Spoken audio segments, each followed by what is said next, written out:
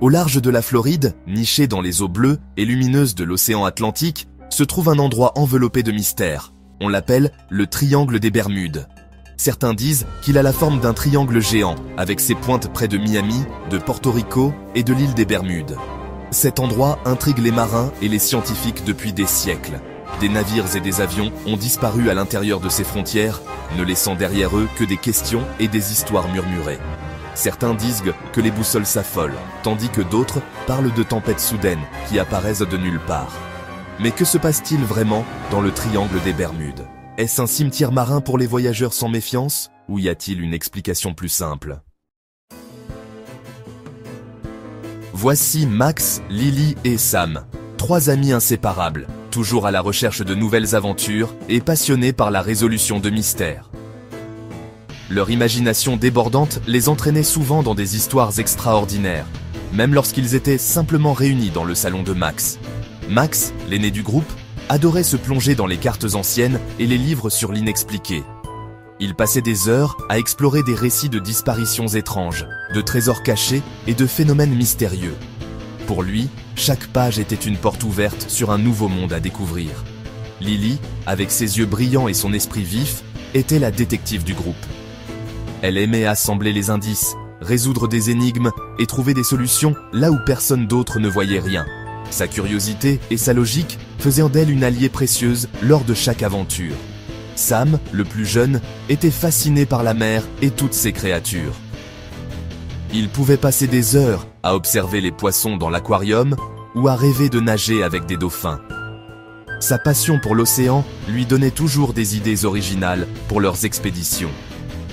Ensemble, ils passaient souvent leur journée à rêver de lieux lointains et d'aventures palpitantes. Ils imaginaient des voyages à travers des jungles mystérieuses, des îles perdues ou des cités englouties, dessinant des plans et inventant des scénarios incroyables. Un jour, alors qu'ils étaient penchés sur un livre fascinant consacré au triangle des Bermudes, Max s'est exclamé avec enthousiasme. « Imaginez aller là-bas et le voir de nos propres yeux. Nous pourrions être ceux qui découvriront ses secrets, percer les mystères qui intriguent le monde entier depuis si longtemps. » Lily, qui ne refusait jamais un défi, a renchéri sans hésiter. « Allons-y, on peut se préparer à tout. Cartes, boussoles, lampes de poche, carnet de notes, tout le nécessaire pour une véritable expédition. » Sam, les yeux écarquillés par l'excitation, a hoché la tête avec enthousiasme, déjà en train d'imaginer les créatures marines qu'ils pourraient rencontrer et les mystères qu'ils pourraient résoudre ensemble. Et ainsi, le plan a été élaboré. Chacun a proposé ses idées, noté les étapes à suivre et préparé une liste d'objets indispensables pour leur mission. Leur complicité et leur détermination rendaient chaque moment de préparation aussi excitant que l'aventure elle-même. Ces trois amis, unis par leur curiosité et leur soif de découverte, ont décidé de se lancer dans un voyage extraordinaire au cœur du triangle des Bermudes, déterminés à séparer le vrai du faux et à vivre l'aventure de leur vie. Après des semaines de planification et de préparatifs minutieux, le grand jour est arrivé. Les amis, armés de cartes, de boussoles, de provisions et de leurs fidèles caméras, sont montés à bord de leur voilier, le chasseur de mystères. Avec une douce brise gonflant les voiles et le soleil brillant de mille feux, ils sont partis de la côte de la Floride en direction du mystérieux triangle. Au fur et à mesure qu'ils s'aventuraient dans la vaste étendue de l'océan Atlantique, l'air s'est chargé d'anticipation. Les dauphins joueurs qui les avaient accompagnés plus tôt semblaient avoir disparu, et même les mouettes semblaient envoler avec une certaine prudence. Le bleu, autrefois éclatant de l'eau, s'est transformé en une teinte mystérieuse, presque étrange. « Vous sentez ça ?» a murmuré Lily, sa voix à peine audible au-dessus du doux clapotis des vagues contre la coque. « On dirait que c'est différent ici. » Alors que le soleil descendait lentement vers l'horizon, projetant de longues ombres dorées sur le pont du chasseur de mystères, une atmosphère étrange s'installait à bord. L'air semblait chargé d'électricité et même le bruit habituel des vagues paraissait soudain plus sourd, comme si l'océan retenait son souffle. Soudain, la boussole à bord du navire a commencé à tourner follement. L'aiguille virevoltant sans jamais s'arrêter sur une direction précise. L'aiguille oscillait de façon erratique, incapable de trouver le nord, comme si une force invisible jouait avec elle. Les membres de l'équipage échangèrent des regards inquiets, conscients que quelque chose d'inhabituel se produisait. Max, d'habitude calme et posé, sentit un nœud d'inquiétude dans son estomac. Il scrutait l'horizon, cherchant un signe rassurant, mais tout semblait plus mystérieux que jamais. Lily, toujours la chercheuse curieuse, sortit leur vieux livre sur le triangle des Bermudes, feuilletant rapidement les pages, à la recherche d'explications. Il est écrit ici que les forces magnétiques étranges de cette zone peuvent interférer avec les boussoles, expliqua-t-elle, sa voix mêlant fascination et appréhension. Elle montra une illustration représentant des lignes de champs magnétiques tourbillonnant autour du triangle. Certains scientifiques pensent que c'est dû à des variations du champ magnétique terrestre. D'autres avancent l'hypothèse de poches de méthane sous-marine qui pourraient perturber les instruments de navigation. Mais Sam intervint alors, les yeux grands ouverts par l'inquiétude. Mais qu'en est-il de toutes les histoires de navires qui disparaissent? Vous pensez que c'est vrai? Sa voix tremblait légèrement, trahissant la peur qui gagnait l'équipage.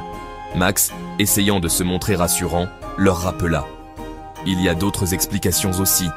Des tempêtes soudaines, des vagues scélérates, et même des phénomènes météorologiques imprévisibles peuvent survenir dans cette région.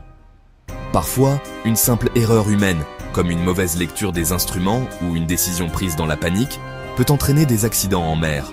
Il montra du doigt un passage du livre sur le Gulf Stream, un courant océanique puissant qui traverse le triangle des Bermudes et qui a piégé plus d'un navire au fil des siècles.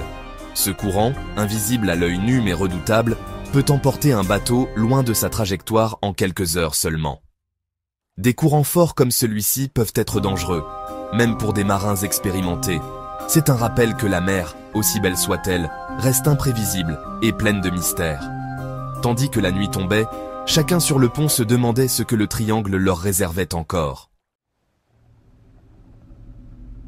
Comme sur commande, le vent se leva, transformant la mer autrefois calme en une masse bouillonnante d'écume. Les vagues, d'abord timides, grossirent en quelques minutes, frappant la coque du bateau avec une force inouïe. Le bruit du vent hurlant se mêlait au fracas de l'eau, rendant toute conversation impossible. Le ciel, auparavant d'un bleu clair, s'assombrit de façon inquiétante. Des nuages noirs s'amoncelaient à l'horizon, avalant peu à peu la lumière du jour. L'atmosphère devint lourde, presque étouffante, comme si la tempête voulait engloutir le monde entier. La pluie s'abattit soudainement, réduisant la visibilité à quelques mètres seulement. L'eau ruisselait sur le pont, rendant chaque mouvement périlleux. Les marins peinaient à distinguer l'avant du navire, aveuglés par les trombes d'eau. Le chasseur de mystère était ballotté comme un jouet dans une baignoire, soulevé puis précipité par des vagues gigantesques. Chaque secousse faisait craquer le bois du navire, rappelant à l'équipage la fragilité de leur embarcation face à la nature déchaînée. Malgré tous leurs efforts, la tempête s'avéra trop puissante. Les membres de l'équipage, trempés jusqu'aux os, luttaient pour garder le contrôle du navire, criant pour se coordonner, mais leur voix était emportée par le vent. Une vague monstrueuse s'écrasa contre le bateau, brisant le mât comme une brindille et jetant leurs provisions par-dessus bord. Les caisses de vivres et les outils disparurent dans l'océan, emportant avec eux une partie de l'espoir de l'équipage. Lorsque la tempête finit par se calmer, laissant derrière elle un calme étrange, les amis se retrouvèrent désespérément perdus et à la dérive en mer. Le silence qui suivit paraissait irréel, brisé seulement par le clapotis de l'eau contre la coque endommagée. La peur menaçait de les submerger, mais Max, se souvenant de son rôle d'aîné, prit une grande inspiration et rassembla son équipage. Il savait que le moral de tous était au plus bas et que le moindre signe de panique pouvait leur être fatal. « Nous devons rester calmes », dit-il, sa voix ferme malgré le tremblement dans son cœur. Il chercha le regard de chacun, essayant de transmettre un peu de courage à travers ses mots. « On peut s'en sortir. » Il leur rappela qu'ils avaient déjà surmonté des épreuves ensemble et que tant qu'ils restaient unis, tout était possible. Mais au fond de lui, même Max n'était pas sûr de revoir la terre ferme un jour. L'immensité de l'océan semblait sans fin et l'avenir, incertain, pesait lourd sur leurs épaules. Pourtant, ils savaient qu'ils devaient garder espoir.